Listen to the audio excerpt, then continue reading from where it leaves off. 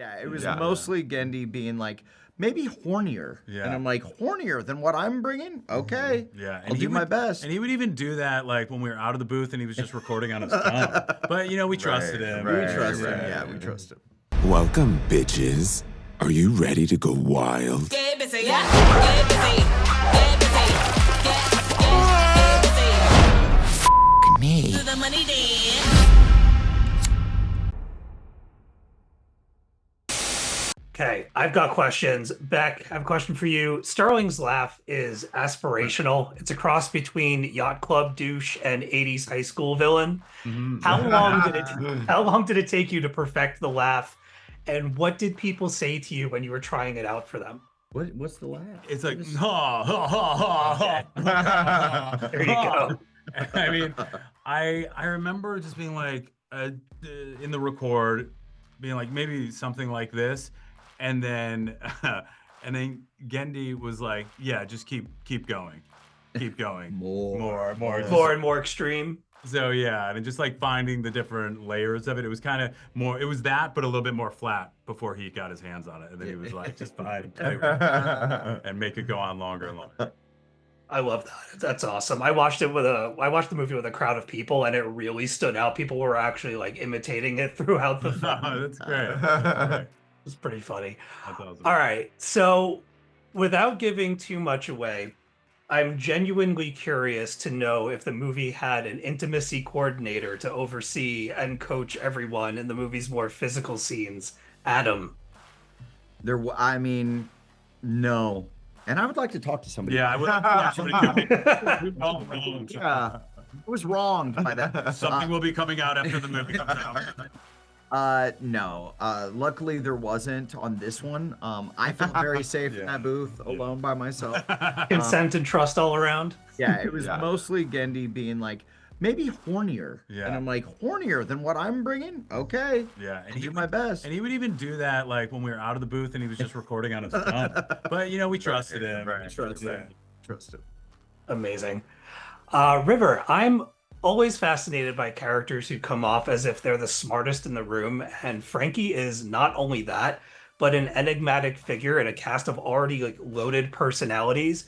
How did it feel to be the dog that commands the attention of everyone in this film? Because I got to tell you, I watched it with about 5 people, and when your character came onto the scene, people were like, damn. How does that feel? Oh my God, I don't know. That makes me a little bashful, actually. I mean, it's funny because when I watched it, we recorded like 3.5 years ago, so I completely forgot. Wow, was that long ago? Yeah, I completely forgot some of like the monologues that Frankie had and kind of Frankie's kind of part in the whole story. But I think it's just a testament of what Genndy did of at the heart, like Frankie is able to communicate the heart of the message of the story of, finding acceptance and liberating yourself through whatever kind of body you want to have or whoever you want to fuck, even if it's not a leg.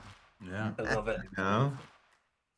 So this movie could seem extreme to people who are perhaps more buttoned up than most. Yep, in your experience, have you had to give your friends and family any kind of like disclaimers about the content before they've seen it?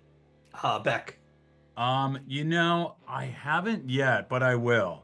I have a nephew who's 10 and he's like right on the, the cusp. Right. Yeah. I think he'll be fine with it, but I don't think my brother and sister-in-law are going to watch it with him or would want to.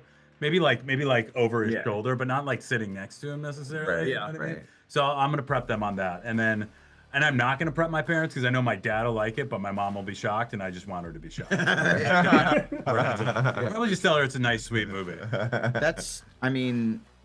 I feel like my family and friends are so desensitized by the things I've done at this point in my career that they're going to be like, this is right in your wheelhouse. Yeah. You're going to be like, they're like, they'll be like, yeah, man. They're like, Right. yeah, or they're like, tamer than I thought. Oh, really? Okay. I think I'll take a page out of your book. I'm gonna not tell. Yeah, Just tell Art, people and just let it rip. But Just let it be a nice surprise. Yeah. Fantastic. All right, well, that's my time. I want to thank you all very much. I enjoyed the movie a great deal. I can't wait for more people to see it. And thank you so much for your time today. Thanks Yeah, a lot. thank I have to imagine that there's a fine line between having an idea for a movie like this and actually executing it. Can you tell me about the pitch process for Fixed? Well, the initial pitch was right based on my group, my friend group, and then I wanted to exaggerate into animation and animated R-rated animated film. So that was my idea, and my whole pitch was there's no concept. The concept are the characters, right? Kind of like Seinfeld almost in a way when you think about it. Okay. I'm going to present great characters, and you're going to love them, and who cares about the story? And then that was my pitch, and I had funny drawings, and they got it, like amazingly enough. And it was at Sony Animation was I think my first pitch, and they loved it. And this was 2008 also. Mm-hmm. And then they go, but you need a concept. You still need an adult concept to wrap it around. I think I had like a road trip, whatever back then. And then right there in the room, it struck like lightning. And I go, oh, well, what if they're dogs and one of them finds out he's going to get neutered in the morning? Everybody laughed, and that was it. That was the beginning of it, right? And then it starts on the journey of development, and you do a script, and then everybody kind of likes it. Then the executive gets moved out. New executives come in. They're like, there's no way we're doing this. And then you try to sell it somewhere else. And basically you have the normal kind of Hollywood journey at that point. I had a couple of friends watch this with me. My friend has a movie theater in his basement, so I wanted to have that kind of presentation for it. Trying to explain it to them what the movie was about was an absolute riot. They all loved it. Did you encounter any like pushback at all, or did you have carte blanche to do what you wanted? They trusted you to run with this concept. I think there was a good level of trust, and I think we all agreed that, look, this is rated R. So you can't go halfway, because then I feel like, especially fans of this type of genre, will go like, oh, they're holding back. There's, you could feel an executive pressure of keep everything down. Right. And so they're going to turn it off. And so we decided like, yeah, we got to go for it. And we'll with the screenings, we'll dial up or down if we're pushing too much.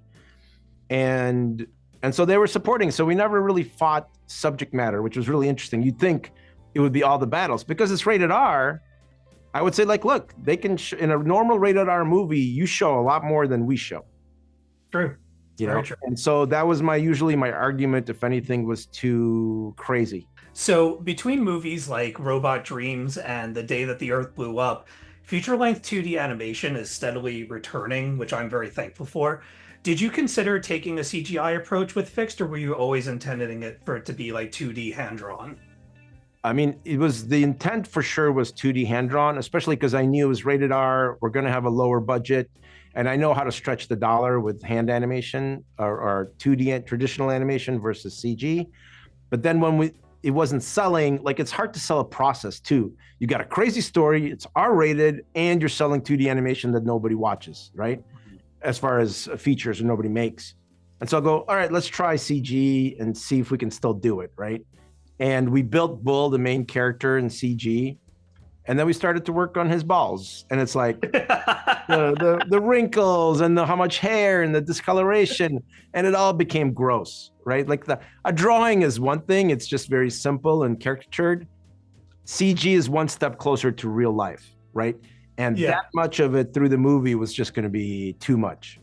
I've always wondered, like the people that make the posters that you see in like Michael's or some kind of craft store of like the puppies all like splayed out, who has to go in there and systematically remove all the genitalia before you can actually print the poster for kids? Right. Let me ask you one more question before you kick me out. So the soundtrack is filled with memorable retro songs from the 70s and the 80s.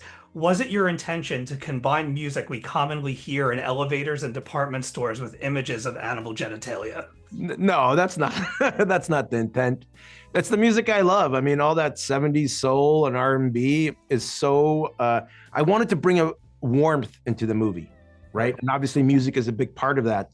So that music to me is warm, and I like it, and it's soothing. And so the juxtaposition of that with the more kind of audacious type of visuals and storytelling made a nice fit. So it kind of softened it. Like if you can imagine if I used hard rock for all that kind of stuff, it would make it feel more edgier and harder, right? Right. This was kind of more welcome. I don't consider soul elevator music. Thank you for clicking on our video, everybody. If you like what you saw here, please make sure you like the video and subscribe and share with your friends who like this sort of content. Joe Blow was created by movie fans for movie fans, and we appreciate your support.